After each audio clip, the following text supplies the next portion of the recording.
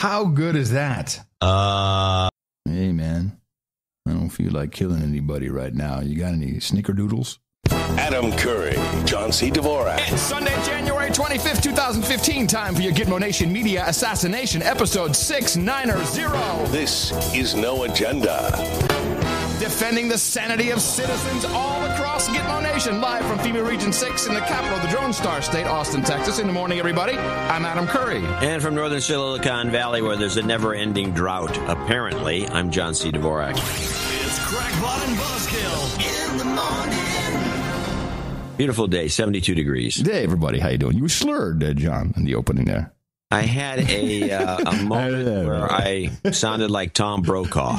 Or drunk. I don't know. Drunk. No. We had a Twitter conversation. I say you had a Twitter conversation. I was along for the ride, and whenever I said something, no one responded. So I guess I'm blocked. With Mark Cuban. Oh, yeah.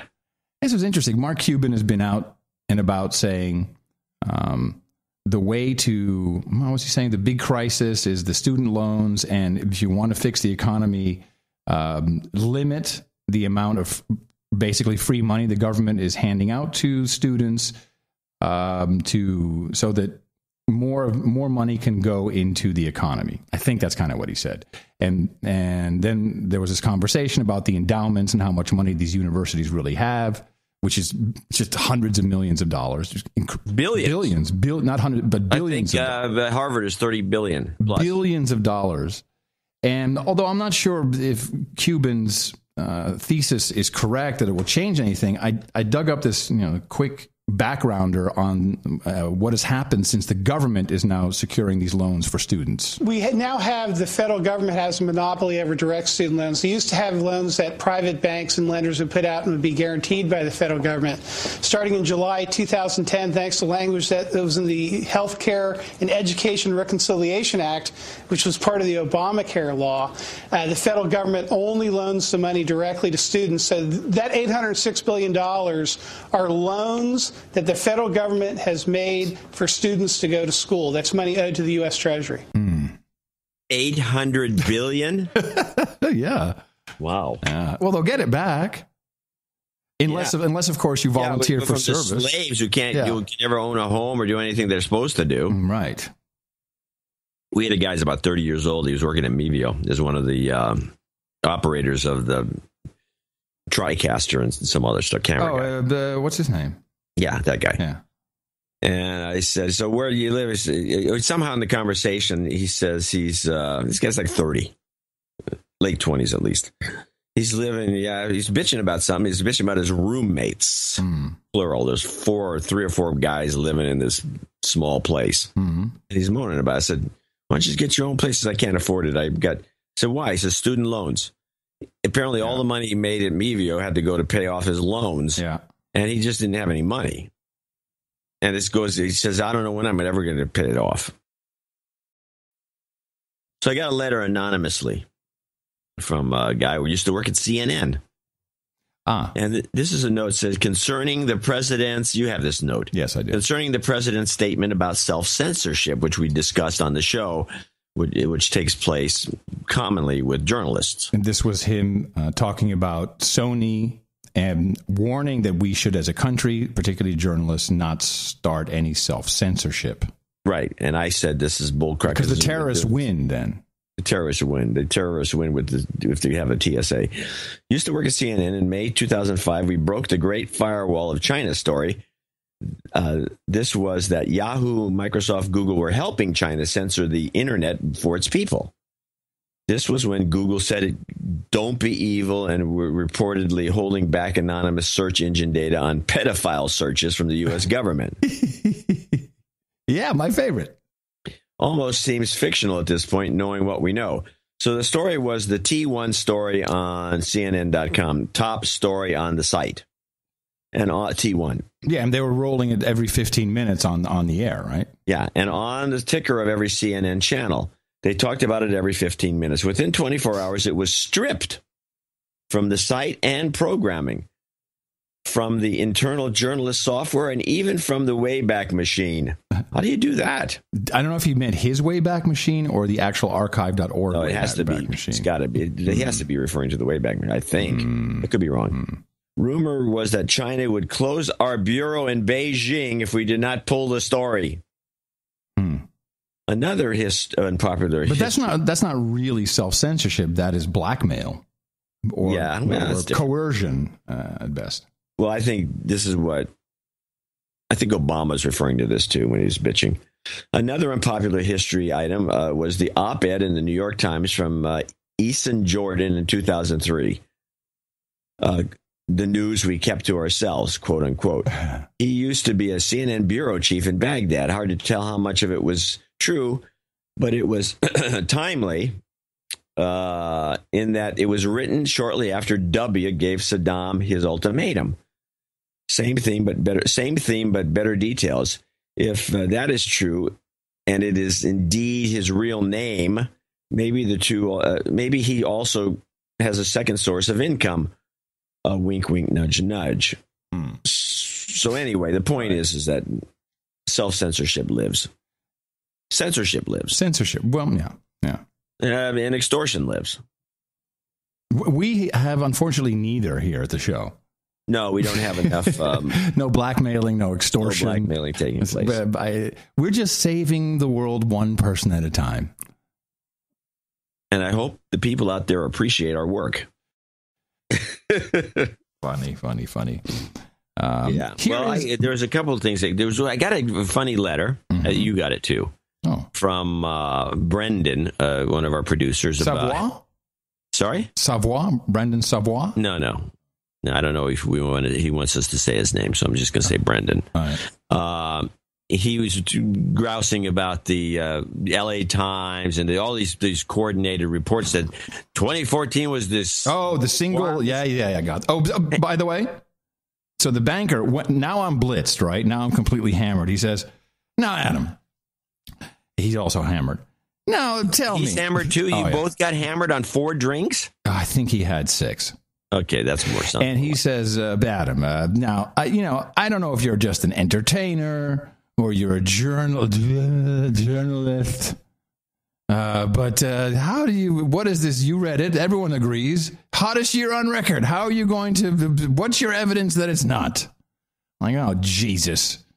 I'm drunk. I can't do this now. But I actually read Brandon's letter to him. Brandon's letters. Oh, you did? Yeah. I know what I'll do. He says, he talks about the reports. He says, they failed to mention how they managed to measure the temperature of the planet in 1880 or 1950 for that matter. And they calibrated the satellites. A highly difficult task even today. Were the satellites calibrated properly in 1880? I'm guessing the measurement of the average temperature of the planet is plus or minus at least 1.4 degrees even today. Never mind compared to 1880. No matter how many locations you measure, the temperature will still have to assign a weight to each sample, and that requires a huge assumption. We moved from near the beach in Southern California a few years ago to 5 miles away, slightly inland, and during the summer it's frequently 10 to 20 degrees warmer. Which one are they measuring? And if both hours each weighted against the other? And in fact, this is a point that he goes on. And this was brought up by the guy that started the Weather Channel, who's a big anti-warmist. Yes. And he mentioned that they changed for one thing, they moved these boxes over the years to average the temperatures. Yeah, you can do a satellite thing, but that's only recently. It's even better. 2014. It looks like 2010 was warmer, but then they took some ocean temperature from somewhere and said, look, we'll just add this up and we'll divide it by 2 and we'll put something in there, and then all of a sudden it became the hottest on record. Which of course USA Today had the best reporting. Federal scientists, it says. I like that. Federal scientists. That is so beautiful. Federal scientists show that it's the warmest year on record. And here it is, a quote from Jonathan Overpeck, an atmospheric scientist, which is not the same as climatology, but okay. He says, quote, humans are literally cooking their planet. If we literally were cooking our planet, then there would be smoke. We're not literally turn down the gas. We're not literally smoking the planet. Oh man, yeah. So there's enough to. It's just statistics. There's enough to refute this. But this is really lies, and statistics. Yeah, this is really one of those that just, you get NASA, you get the National Oceanic Atmospheric Administration. They come out and they say, "Oh, we've looked at all the numbers. We've backed it into it being the warmest ever on record." Yeah, give us more money. I mean, and meanwhile, in the UK, another blizzard, the Arctic storm hits Scotland, Wales, southwest, central England. And then we have reports like this. This is Abby Martin, who's getting worse, by the way. She's so glib now. She's almost disgusting. It's hard to watch her. But here she is talking about this hot year, and this brings to mind a comment that I must make. So amidst the debate over Keystone XL this week, Senator Bernie Sanders took the opportunity to essentially trick GOPers into admitting their denial over climate change. See, Sanders introduced a resolution to the Keystone bill declaring that Congress agrees with the scientific consensus on climate change, that it's real and man-made, meaning if Republicans attempt to block the resolution, they're blatantly rejecting science. And the issue is more important than ever, with a report just published by NASA and NOAA determining that 2014 was the hottest year on record. I just want to say one thing. I tried to get a clip of this Sanders thing because he was on. Actually, it was before Thursday. It was on a number of shows. Yeah. It's really nothing really there. But the meme is you're denying science. That is now, you're denying science, not denying global warming or climate change. You just deny science. That is what Bernie kept saying. Yeah, well, Bernie is a shyster. And let me just put this before you. The only way you can make your point is by, as Abby said, trickery. Trickery, yeah. If you're using trickery to get people to agree with you or to do something, this is like the people that do the spam. They send spam out. It says, "Oh, here's a good note for you from your wife." And then you read it's a spam thing. This is trickery. Who would do business with a person online that tricked you into opening an email or tricked you into something, or they lied to you? Or they call you up on the phone and try to trick you into buying something that you don't even know who this person is. Using trickery to make your point like that is douchebaggery at its height, and it would be accepted by anybody. Why it would be accepted by Abby Martin as a cool thing shows what an asshole she is. Yeah, no, I agree. Right. And I saw a number of people who Bernie was on, and they were all really. Oh, this is really good. So they have to admit it. You're tricking them into that. They have to admit it. Either they're in or they're against or whatever. Yeah. I know. Trick them. I know. I have about 4 different stories on that in the Agenda 21 categories. You can take a look at it. It really, truly is not clear if 2010 was warmer than 2014, but it's irrelevant because you get the LA Times. Screw that. USA Today. Yeah, New York Times. Yeah, New York Times, yeah. And federal... We're all in on it. Federal scientists. How can you even... I love the federal scientists. All major media outlets receive most or all of their financial support from sponsors, underwriters, and advertisers. As such, their coverage and analysis of news and current events is tainted by the interests of the supporting organizations and corporations. The No Agenda Show is 100% user-supported. This value-for-value model allows your hosts, Adam and John, to provide true analysis and deconstruction of the media, government, and economy in ways that other forms of mass media cannot. Simply put, the No Agenda Show is, quite possibly, the only truly journalistic news outlet in existence today. Please visit noagendashow.com for the latest episode. And I guess that leads me to another, I just have to call it the uncomfortable black man segment, which I really like because I feel it confuses people when you have it's black men in this case. I don't think we have many black women who get on TV as Republicans, which is, well, there's that really pretty black girl who's on that used to be on Fox, and then she was a little bit on MSNBC, and can't remember her name, but now she's a correspondent on The Blaze. Oh, okay. Well, I don't watch that. And she's very, very attractive. So we have, and she's black. So the one we haven't played is Jason Riley. He is on the Wall Street Journal's editorial board. You know this guy? Yeah, I do. I've seen him a number of times. He gets a lot of play. Yeah. I don't know if he's a Republican or not. He's a Republican. I would say he's a Republican. And I just wanted to play a little bit of him because I love when this is played. And I think was this on CNN? Oh, I can hardly imagine it was on CNN. But it just must be so uncomfortable for people who, really truly believe that, certainly in Texas, a bunch of white privileged honky Ku Klux Klan motherfuckers out killing black people and gays. Because that's what a lot of people think of Texas. Yeah, of course. Yeah, here we go. Well, part of it is that the left has no interest in being post-racial. I think they pretend to want to be post-racial, but they practice identity politics, which is divvying us up by race and gender and sexual orientation and then making specific appeals based on those characteristics. So I think this whole notion that the left wants to be post-racial is false. And this is, I think, demonstrates that. What we see with this false narrative being pushed in the wake of the Garner and the Ferguson incidents. The problem is not police shooting black men. That is not what is driving the homicide rate in this country. It is non-police shootings of black men that is driving the homicide rate. Yet we have protesters all over this country pushing a false narrative, and everyone from the president on down refusing to simply correct the record here. Tension between the black community and the police department stems from black criminality in this country. High black crime rates. Blacks are about 13% of the population, but commit more than half of all murders in this country. Blacks are arrested at 2 to 3 times their number in the population for all manner of violent crime, all manner of property crime. If we want to address perceptions, negative perceptions of young black men, we have to address the behavior that is driving those perceptions. And that is not a conversation President Obama or Eric Holder or Al Sharpton or all the rest want to have, because they have a vested interest in pushing a false narrative, which is that racism is an all-purpose explanation of what drives what's wrong in black America. Yay.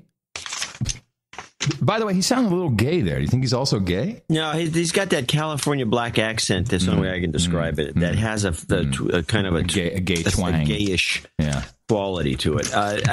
This is all fine and dandy, and you can find these guys, and this is great. Now I feel better because I put a black guy on who, of course, telling it like it is. But it's not for me. It doesn't address any, and he doesn't address any of the real issues, which is the education system that's delivered to the black community. It's just crap. Yes, but not just the black community. I'm sorry. The whites, too. The white community is pretty messed really up. Take it up the butt. Whoa. Essentially, school for the black community in most of the country is essentially it's like you have was college prep. This is prison prep. And public schools, of course. Yeah. Prison prep. So I hope you weren't saying that I feel better by putting a black guy on. No. I'm not talking about the Fox or whoever it was that puts that on. Well, then I have Ben Carson, who I know you like. Ben Carson's the best. Right. So Ben Carson has been called, I think Toure called him Uncle Tom. Yeah. Which is exactly what you and I said. This is when a black guy goes on and speaks against, certainly the mainstream media, the narrative, I guess, is what people call it. He's Uncle Tom. So Ben Carson. And by the way, I think he's a retired surgeon, isn't he? I think he's still active. Okay, because he's on now wearing a doctor's, coat, which I find a little like. Well, somebody, I'm sure that wasn't his idea. Well, then he should reject that. Well, a lot of people aren't used to. Let me give you some advice for people out there who happen to run into having. Hello, people out there. Advice coming down the pipe. Advice. Yeah. He's 63, so he probably he's accredited. It doesn't say that he's retired.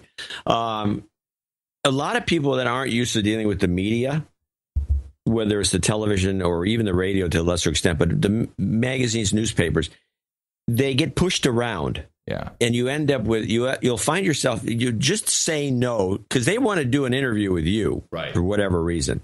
And they're going to try to do things like make you pose for a stupid photo where you look like a moron. Yeah. Hey, can you stand? Oh, I got an idea. Why don't you put this on your head? Hey, a fez, good idea. And stand next to this guy over here, or stand over here, or stand over here. No, so, okay, sideways. Okay, now move the hat a little bit. Okay, I got it.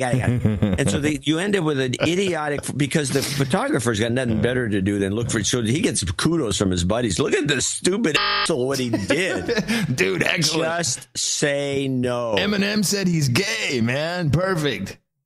Just say no. They're not going to kick you off the show, and if they do, too bad. So this is John C. Dvorak media training advice. Quote, just say no. Just say no. Perfect. So here's Ben Carson. Oh, well, there's no question. They feel that if you look a certain way, then you have to stay on the plantation. You know, I've heard some people refer to me as an Uncle Tom. Well, obviously, they don't know what an Uncle Tom is, because they need to read Harriet Beecher Stowe's novel, Uncle Tom's Cabin.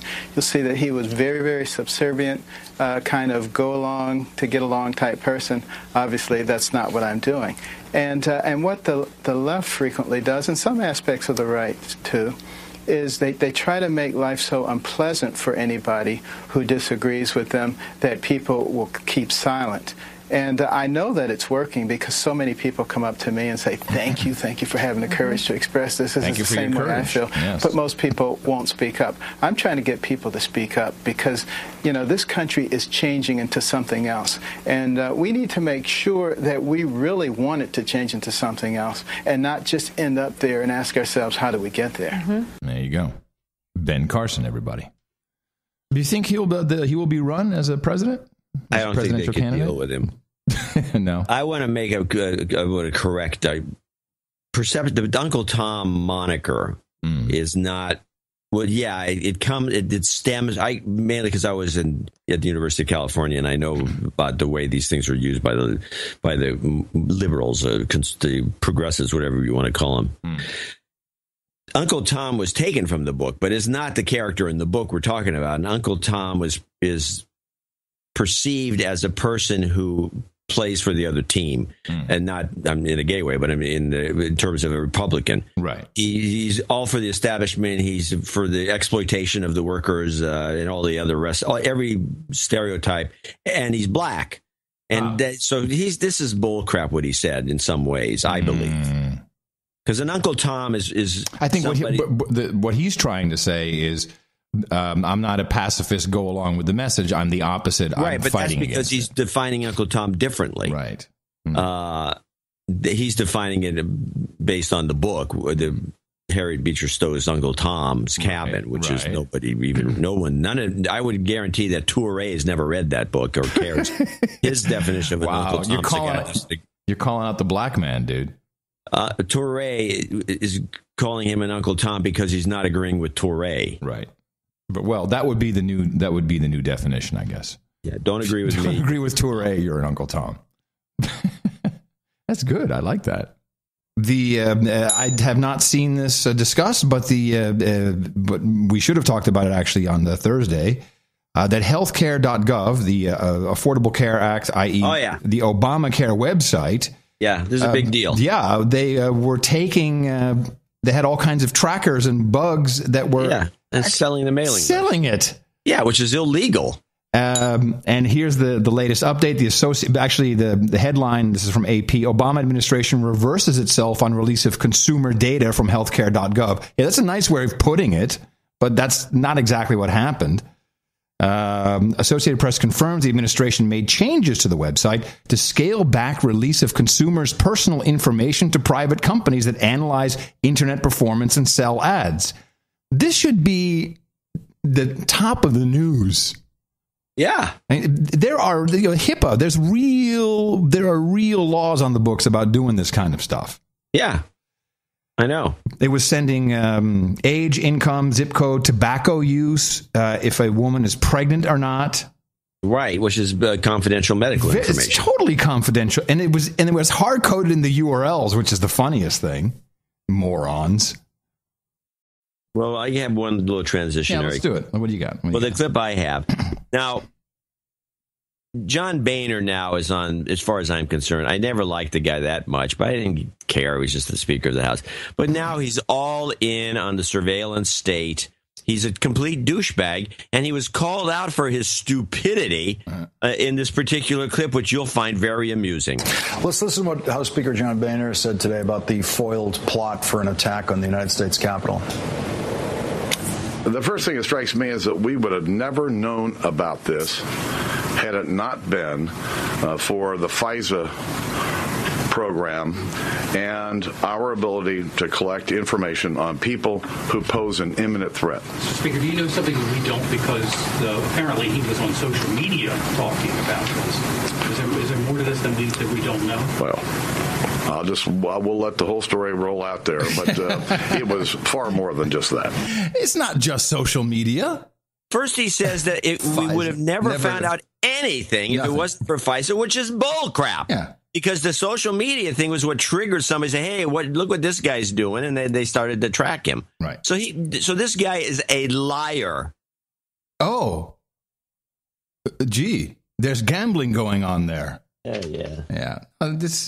It's unconscionable that these people are still in office and the American public doesn't seem to care. And we don't. Turn off your television. But I think I shared this with you. The president coming out and saying that the 2014 warmest year on record. This is what the NOAA and NASA have come out and said, and my I think I told you my New York ex-banker buddy who really does he's more than happy to go in with we're being duped, but he said, okay, these are the numbers. How do you explain that, Mr. Smarty Pants? Are you just going to say that you're smarter than the NOAA? Is it NOAA? No, NOAA. NOAA, National Oceanographic and Atmospheric Administration. NOAA. And NASA, that you're smarter, those two guys, and you know better about the temperatures. And some of our producers have written in, and I'm in the field, and how does that calibrated? I decided to really get into it and go to the source of the announcement as it was made. Because of the banker offending you. I was pissed off. Yes. Okay. Good. And you do your best work when you're pissed off, by the way. This is true. And I try to piss you off constantly, but it doesn't always work. Well, you have to but it has to be for a reason. So I traced it back. Where did this announcement come from? And I have two pieces to share with the group today. So they did a webinar.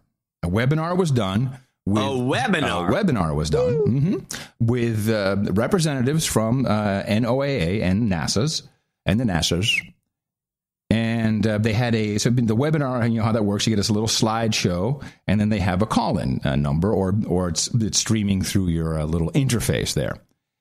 So I have a clip, and I have a URL for you to go to.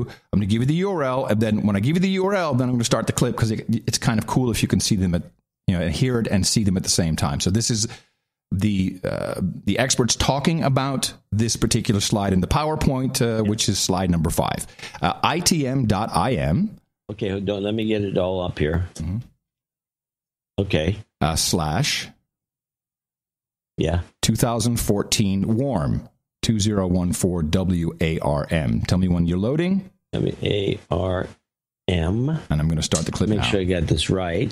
Yeah, you got the slide? It is now about to hit. If we now move on to slide 5, both NASA and NOAA take a look at their uncertainties. Certainly there are uncertainties in putting all this together, all these data sets. But after considering the uncertainties, we have calculated the probability that 2014 versus other years that were relatively warm were actually the warmest year on record.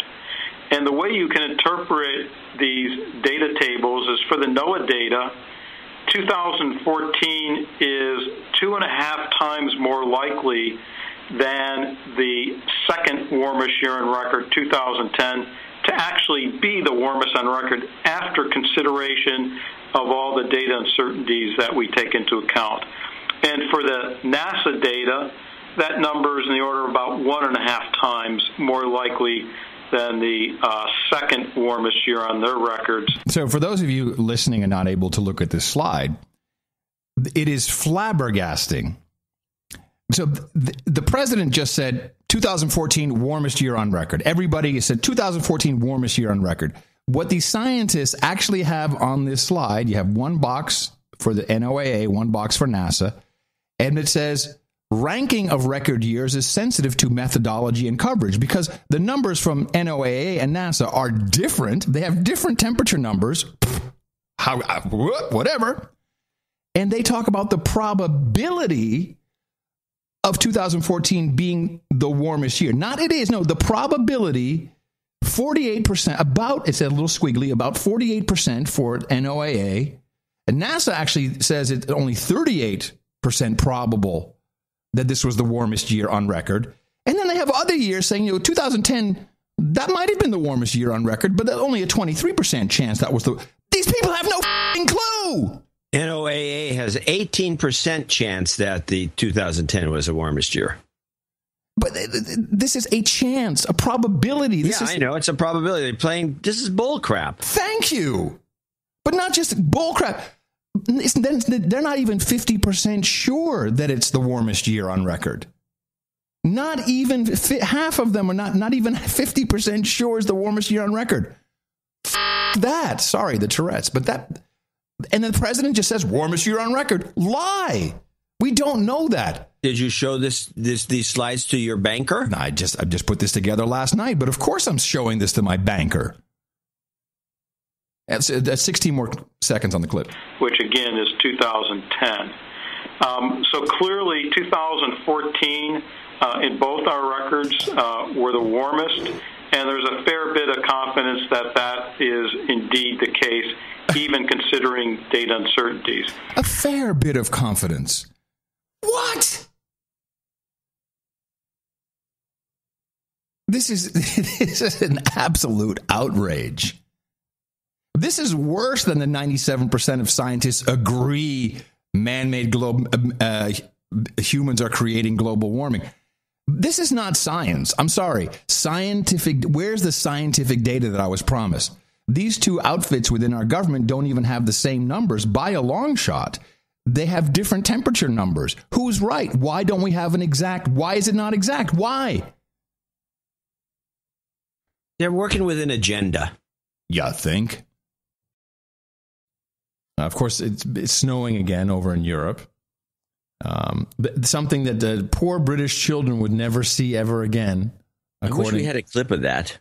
It's only an article in, was it The Guardian? It was a big deal. There was a lot of people writing about it. But it was 10 years ago, so. Yes, unfortunately. The only place children would see snow would be in snow globes and in Disney movies. Yes, that's what the pronouncement was by the experts. Now, in the UK, but also the Netherlands, there's many places, they have these wind farms in the North Sea, or the Channel, and they, in this case, the North Wales coastline. And I used to see them all the time, of course, because I'd flying over. And I find it to be so strange that it's like, hey, let's just put this stuff into the water. I don't know. I've never liked the idea. But now that it's so cold and there's not a lot of wind, they literally are powering these windmills with diesel-powered energy to keep them turning so that they don't freeze and break. This is... So welcome to the modern world. Yeah, this is so crazy. It's because they're not turning and it's cold. We have to now use electricity to turn these things over to keep them rotating. So I'm predicting a war. Oh, is this Red Book? You better put it in. Red Book. I'll tell you what the war is about. Play the clip, Measles and Disneyland. Okay. We don't hear much about it because outbreaks are few and far between, but measles has been slowly making a big comeback. 2014 was the worst year since 2000 for measles nationwide, tripled the number of cases over the year before.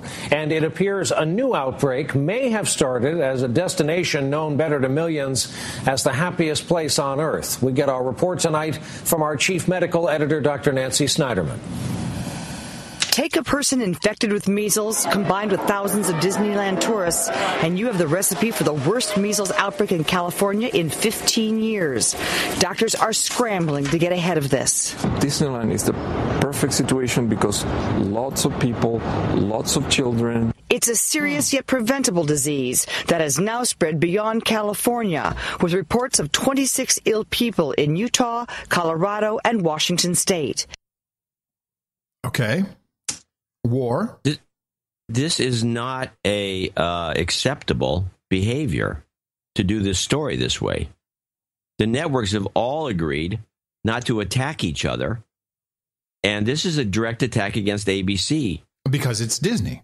Because it's Disney. And we have not seen any exposés about Disney on anything because they do it. I think that there's either been something that's happened that ABC's maybe already taken a shot at Comcast, or it will happen. This could start an internecine, kind of a war between the networks. Say that word again, internecine? That's internecine. It's like a family war. Good word. And it's going to create a problem for these guys when they start going after each other. Well, and they're going to do it. There's no way that ABC is going to put up with this. The thing that comes to mind is this actually hurts the business. Disney people. There were a number of people that will not go to Disneyland over the next year because of this. Because of this, sure. I would say that the thing that comes to mind is the Comcast Time Warner merger. Well, Comcast Time Warner, I don't know that they've attacked it. Well, it's going to come up for review, and so the attacks could come. Maybe it's preemptive. I like what you're saying. Because we know that these guys are all, a bunch of corrupt bastards that don't. And they make it's a gentleman's agreement. I think it's pretty much a known fact. It's a gentleman's agreement that you don't attack, like when General Electric and had all these crazy deals and. The guy was working outside the CEO was in the White House all the time and all this stuff. It was very open to criticism. Never happened. You never saw any criticism of anything General Electric was doing. And never heard anything about Disney and this crazy business practice. And this report was on NBC. That was Brian Williams. This was this big one. It's not like a local. Well, of course, ABC's. I think they're kicking NBC's ass, right? In the new guy who took over from Diane is winning. I mean, CBS is kicking everybody's ass, and then ABC's right behind them. And NBC's not. I think they're in fourth. They're after Fox. They suck. Okay. Well, we'll keep our eye on it. Yes. There's a report that came out that I thought was interesting. Now, of course, it's what's the name of this outfit? The Drug Policy Alliance, who would be pro-drugs. Legalization of marijuana, let's put it that way. And they have a report, marijuana legalization in Colorado after 1 year, but we are 1 year, right? Retail sales, 2 years of decriminalization, and the way they calculate it. I shall read this to you. This is the executive summary. The state of Colorado has benefited from a decrease in crime rates, a decrease in traffic fatalities, an increase in tax revenue and economic output from retail marijuana sales, and an increase in jobs. It seems like a winner. Sounds like a winner to me. Now, I don't know. What's the problem? And violent crime, of course, is down for the first time in a year. Yeah. Because, despite what they will tell you on the mainstream. Fox. Yeah, when people smoke marijuana, they're just not really into killing people. Hey, man, I don't feel like killing anybody right now. You got any snickerdoodles? We're done. No, we're not. I have a couple things here. So if you want to go to a new segment, we can do tech news. Whoa! Oh man, you be making me crazy with that. I'm ready. Hey, everybody, let's do it. My phone. The way I see it, the only good phone's a landline, and the phone should be made out of Bakelite. Remember, there's nothing like tech news when someone says, "It's been a while since I've seen a Nokia like that." All right. It is Sunday. It's time for tech news. Are you going up to Portlandia? No Portlandia today. Uninvited? No, I was invited. I can go. You can go whenever you want. I know. Well, tech news. What do you got, John, on the tech news? I got a robot report. Oh, this sounds... Does it need an intro? Actually, let me, before you run it, I will mention that this robot report sounds vaguely familiar, and I'll explain after the report is over. Well, this sounds like the stuff of science fiction, but we may be just a few years away from having our own personal robots to help out with household chores. Chris Van Cleve reports the robot revolution is already taking hold at one popular San Jose store. I can help you find things in the store. At this California hardware store, the future is now. Sure. Follow me. The Oshbot helps customers find what they're looking for. I think I'm here. When you're looking for unique items, something like this is ideal. The test program is part of a robot revolution. From a cruise ship bartender to an all-seeing security guard or a hotel butler, robots are increasingly joining the workforce. Hospitals are using them to disinfect exam rooms, and Amazon employs an army of robots to fill orders. This robot technology could soon be coming to many homes. So is this the lab where the future comes to life? We hope so. Peter Allen is a robotics professor at the Columbia University School of Engineering in New York. He sees a bright future where people can buy their own personal robot assistant. People are going to say, I want one to, fold my laundry or answer my door or go get me a beer from the fridge. All right. Okay. That last thing in particular was... Oh, the fridge again? Now, this, of course, if you do any research, which I fail to do often, but this time I didn't, this is obviously a precursor, a planted story. God knows, who's behind it, but it's a public relations company to promote the movie Chappie, which comes out on March 2015. Hold on a second. And Chappie, the story is, after being kidnapped by two criminals during birth, Chappie becomes the adopted son in a strange and dysfunctional family. Chappie is gifted, one of a kind, a prodigy. He also happens to be a robot. It's the Robot Buddy movie coming out in March. And so let's talk about robots. But what I got a kick out of was this "bring you a beer," which is what triggered this to be. Isn't that what you have a wife for? Well, the "Bring Me a Beer" robot appeared in 1981, 1982, when Androbot was actually a company run by Nolan Bushnell. And in the 80s, when I was the editor of InfoWorld at the time, we did a "What's Going to Happen the Next Year?" And it's a yearly prediction thing where you ask different experts, people that show up. Yeah, what's going to happen? What are we going to have next year? Wearables. Wearables. Everybody predicted that 1982, I believe, was the year it was targeted, was going to be the year of the robot. Now, the year of the robot. Now, Bushnell had these two robots that he came out with, and then there was all these other robots that showed up, and they were useless robots. They were programmed by an Apple, and usually had to be hooked up to the Apple. Which robot was this? This was the Androbot company, and there was two robots that he designed. If you look up Androbot on the wiki, you'll find the robots listed. They had names. I can't remember what their names are. But the one thing that was noteworthy was at the Comdex show that year, they had these robots, and one was specifically designed to get a beer. So this is nothing new. This is old news. The robot has some little basket, and then he took it. It was like a ride. He rode to the refrigerator. I have no idea how he managed to open the refrigerator, but he pulled out the refrigerator, and there's a special device in there that was like one of those things for a Lionel train that would put barrels on a car, and a beer would roll down this little thing into the little basket that the robot had, and then the robot would close the door and go all the way back and give you the beer. And so I heard this, I said, oh, my God, the beer. This was like 30 years ago. Anyway, I have the... I wanted to find out about, because again, it's a journalist, Kenji Goto Jobo is his full name. For some reason, they only say Goto. But Reuters wrote about his the guy who apparently is now beheaded, Haruna Yukawa, and I have to read this to you. This is from August 27th, 2014. This is from Reuters. It is mind-boggling. And this is when this Haruna Yukawa apparently was captured. So Tokyo, Reuters. When Haruna Yukawa was captured in Syria earlier this month, a video apparently released by his captors showed them pressing the Japanese man to answer questions friends say he had struggled with for years. Who are you? Why are you here? In fact, Yukawa, 42, had first traveled to Aleppo 4 months earlier on what amounted to a hardship course in self-discovery, according to people who know him and his account. Remember, this is Reuters. Changes in Yukawa's life in suburban Tokyo had been fast and disorienting. Over the past decade, he had lost his wife to lung cancer, lost a business and his house to bankruptcy, and been forced to live in a public park for almost a month.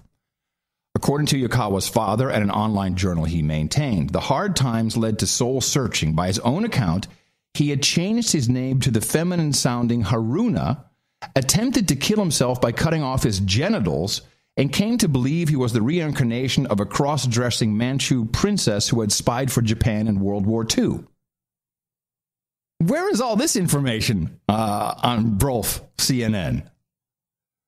By late That's all good stuff, too. It gets better. By late 2013, Yukawa had also begun a flirtation with Japan's extreme right-wing politics and cultivated a new persona as a self-styled security consultant. Now, this is what everyone else calls the guy. Yeah, security consultant. Now, according to his Facebook page and blog posts, he actually never worked as a consultant. He borrowed money to travel to Syria and dreamed of providing security to big Japanese companies in conflict areas like the coast of Somalia. And that's the picture you have of him next to his vehicle. The Syrian civil war was a new start and his last chance to make a success in life, he told friends and family. Later this year, he planned to head to Somalia, where the danger factor will be amped up. And let me see, get back to more of the fun stuff here. He was a very friendly, gentle guy. I hosted him at my house for 5 days, said Fadi Karmesh, who met and spent time with Yukawa in Abril in northern Iraq in June. Karmesh showed pictures from that time of Yukawa holding a girl on his shoulders. 2 months earlier, he had been in Syria, stopped briefly detained for questioning by fighters from the Free Syrian Army, and he befriended an Asian member of the group, according to Kenji Goto, a Japanese journalist who met him at the time. In Syria, Yukawa said he became particularly close to a part Korean, part Japanese fighter who had been born in Yugoslavia. Over time, Goto, who is clearly the messenger in all of this, said the Free Syrian Army fighters took a liking to him, sharing meals and introducing him to their families in refugee camps, and he was given an Arabic name, and of course he then converted to Islam. Now, private military company. This is still the Reuters article. This is huge. Although he'd never learned to handle a weapon and described himself as a very gentle person, Yukawa portrayed himself online as a soldier of fortune. A visit to the Tokyo address of his paper-based company, private military company, revealed a building with numerous small unmarked offices. The firm was set up for a range of businesses, including handling pet goods and more of these types of companies, according to the registry. In effect, his company existed only on the internet. And then there's video blogs about him awkwardly firing an AK-47 in Aleppo, the stupid vehicle that he has. Yukawa's road to Aleppo started in the sleepy suburb of Chiba, about an hour's drive east of Tokyo. After graduating from high school, Yakuwa, then still known as Masayuki, started a military surplus store selling helmets, belts, and other equipment. This man was insane, mentally insane. And he was trying to cut his nuts off to, like a harakiri type move. And then he said, well, screw it. Now my balls are gone. I'm not dead. I'll just, I'll take a female name. This is insanity. What's going on with this guy. And no one mentions this. No, I know that's the funny part. You wonder why and the curious thing is that it's interesting enough that if they did bring this up, it would make these news shows actually get interesting. Yes. Because they're just whatever the government's telling them to say, apparently. The litany, the script, whatever it is all they're talking about. They don't bring up anything interesting. Like this is very interesting. I find it entertaining. And it gets worse. Yeah. So this is a Reuters article. Now, if I'm doing a video piece and I work at Reuters, I'm going to do a little thing about, this video. And in fact, I'm talking about Japanese analysts and other analysts who I think this is the track lady who we talked about before, calling this video fake. Isn't there some internal system that they can search and then this article would pop up? And then they could make at least mention of this guy's weird background? No. And to the Japanese public. The new Islamic State this is a Reuters report. Hostage video released this week is giving analysts more evidence to support their claim that the video is highly manipulated. We can tell from the past that. All right, so there's that lady. But we don't have to go through that again. But the whole report makes no mention of this guy's insanity. Well, this is interesting. Okay. Ferguson, of course, we have the grand jury did not indict Officer Darren Wilson. Right. And we immediately had the president and we had the attorney general. Attorney general go out there and say, we're going to do a federal probe. We're going to prosecute if we can. What exactly have you learned? Prosecutors at the Justice Department have begun putting together the legal memo to basically rationalize why they're not going to bring federal civil rights charges against Mr. Wilson. It's a very high bar to make one of these cases. You have to have some of his mindset. He has to be able to prove his history of having racial issues, and the evidence here does not support that. It seems like they moved pretty quickly, relatively speaking, on this, right? Well, the FBI really pushed hard in the days after the shooting. They sent about 40 agents into Ferguson. They interviewed about 200 people, and they found no real evidence to support the civil rights case. And this is bothersome. Hold on a second. Before you go on, the FBI brings in 200 people, or they bring all these, how many people, and then they interviewed 400 or 200, something, 200 people or whatever. They didn't do half of this. They didn't interview anybody when Flight 800 went down. I remember this distinctly. The Flight 800, that TWA flight that was mysteriously blown out of the sky. They blamed it on a leaking gas tank or something, if you remember. Yeah, this is pre-No Agenda era. Yeah. I remember distinctly interviewing locals who saw it and all the rest, and said, no, nobody ever came to say anything to us. So, okay, they were out to get this guy, apparently. So they came in with a horde of FBI agents. They couldn't get any goods on him. No, nothing. So they were going door to door from the sounds of it. Hey, you think he'd ever say anything? Did he ever do anything make him look like a racist? Anything? Did he buy licorice? Nothing.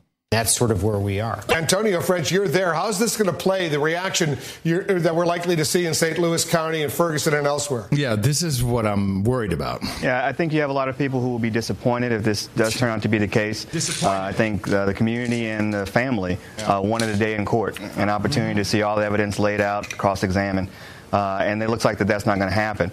I hope we do not have any violence as a result of this. The next steps, I think, are legislative change, try to make sure that in cases like this we get a special prosecutor by law, and to create a new level of civilian oversight over police departments here in St. Louis. Here's what I'm learning about this. This is very strange. When the Attorney General made a big stink about this, and he was way in the limelight, then the president was backing him up.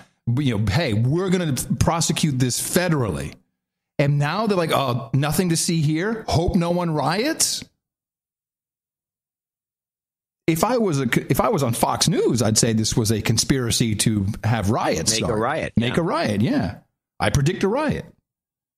I don't. I'm not going to put that in the red book. You should do that. You can't predict a riot and get it in the red book. Yeah, I can. Yeah, I certainly can. You can say it. There's going to be a riot of some sort. I do have this clip, though. This is interesting. This came out of a bunch of NSA stuff. Now, this could be a red herring and bull crap. just to make you think that this doesn't work. But I thought the encryption works clip is worth listening And where is this from? Democracy Now! Again? This came from Democracy Now! Meanwhile, another round of documents from Snowden, published by Der Spiegel, shows some encryption tactics have successfully thwarted spying by the National Security Agency. An NSA document describes, quote, catastrophic levels of difficulty penetrating the communications of users who employed a combination of different encryption technologies. Well, what is your feeling? What is your feeling on this? Well, I know TrueCrypt, which was then taken off the market, used to promote the idea of multiple encryptions, one on top of the other. So you take this type and then you combine it with this type and you combine it with a third type. It's possible that creates a problem in terms of decrypting, by hard, taking the biggest machines you can and going after your password. I don't know. I think it could be bull crap that they finally figured out how to do that, or it might actually work. I just think a combination of high crypt numbers, 256 this, and then plus this other crazy thing in another one. It can't be that easy to decrypt. Well, I think here's the only thing really that is important.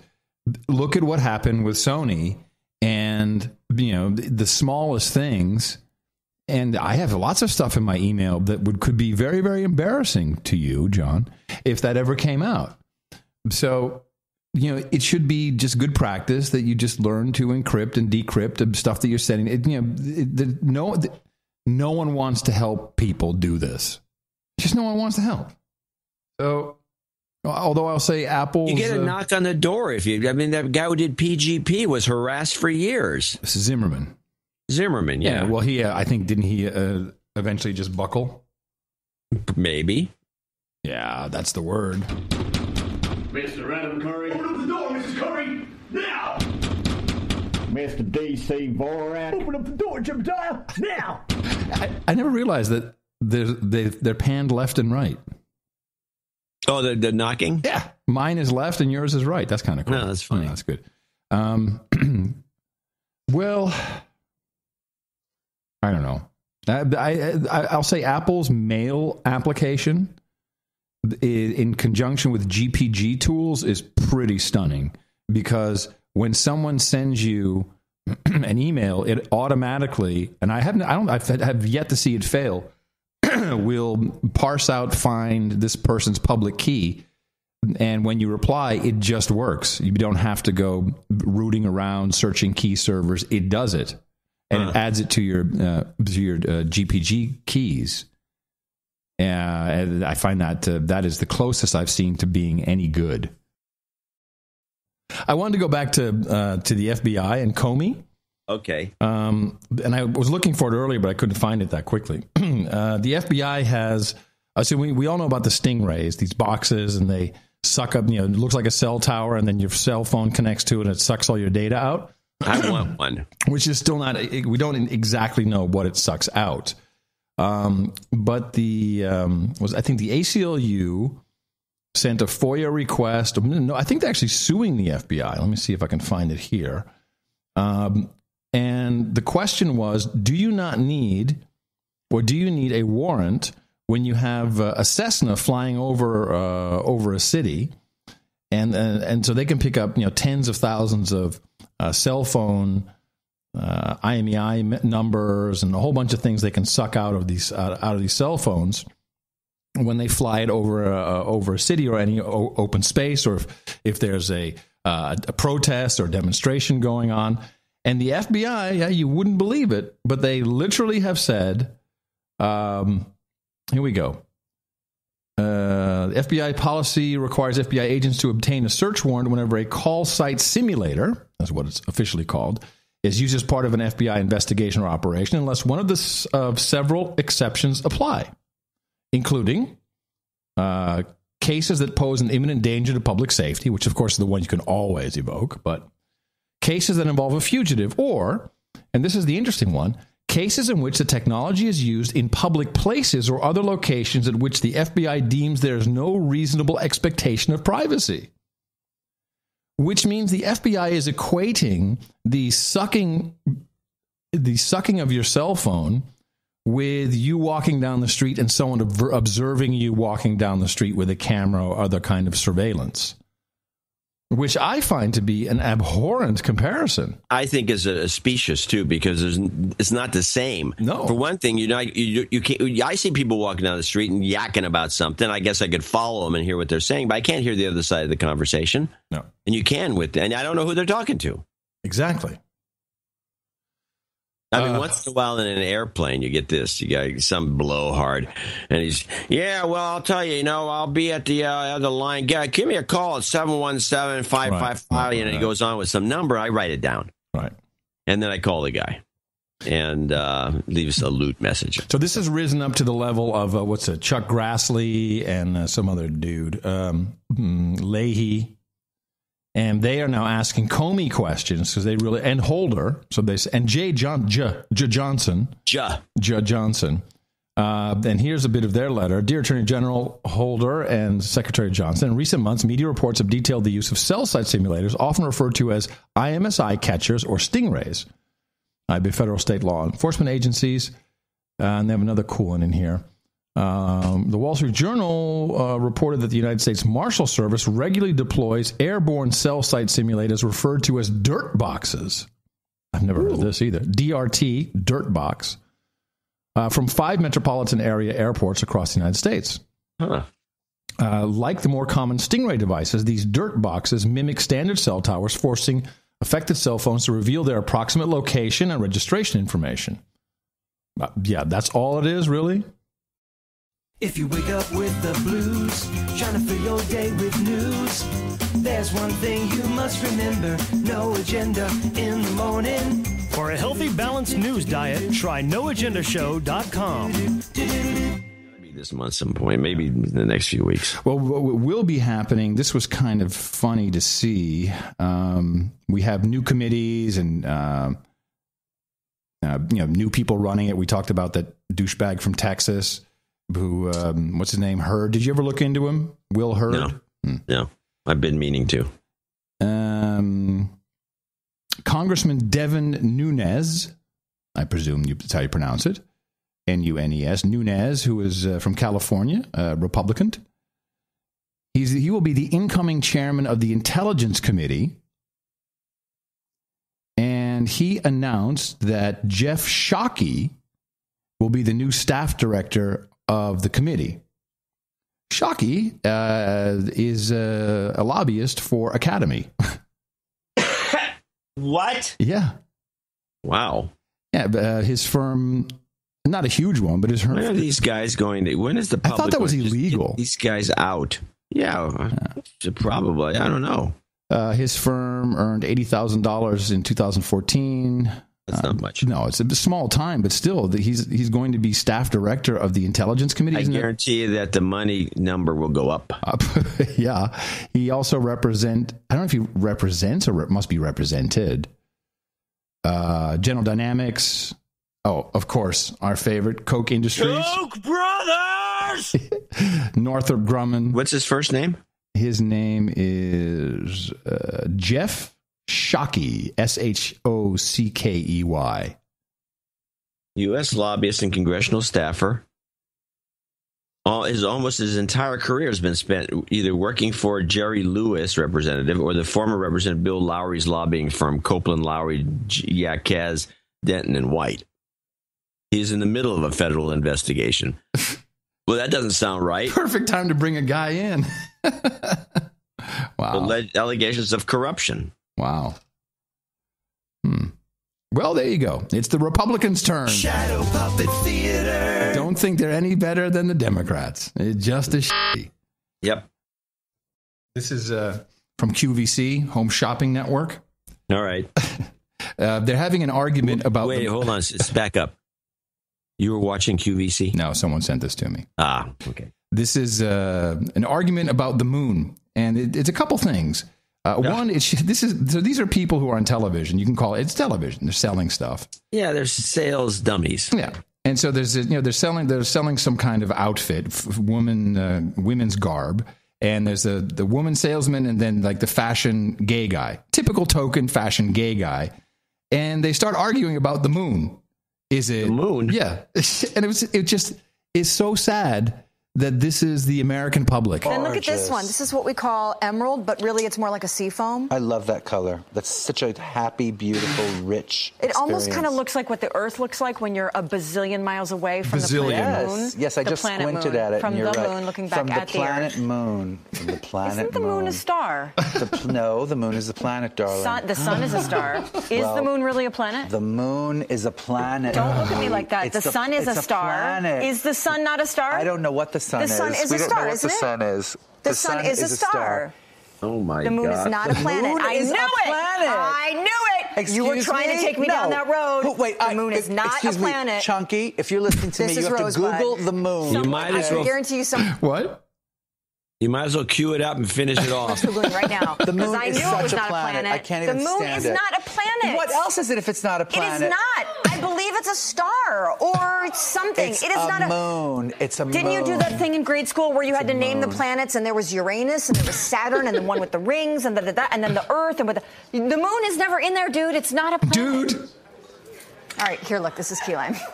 I don't know. I don't know like what it is besides. Though What is it, I am baseball educated. or something? I exposed what is during it, the cheese? show. Come on, it's a planet. That this blonde of mine. Do you have a clip of the year? I'll take this one. Clip of the day. There's another 20. There's another 20 seconds if you want it. If you can. Oh my God! Okay. No, play the whole thing from beginning to end right at the after the show closes. Okay, I'll do that. Thank you for listening to this No Agenda compilation. Feel free to copy and share this CD with others. For the latest No Agenda CD, visit noagendacd.com. And for the latest news analysis and deconstruction, please visit noagendashow.com or Google No Agenda.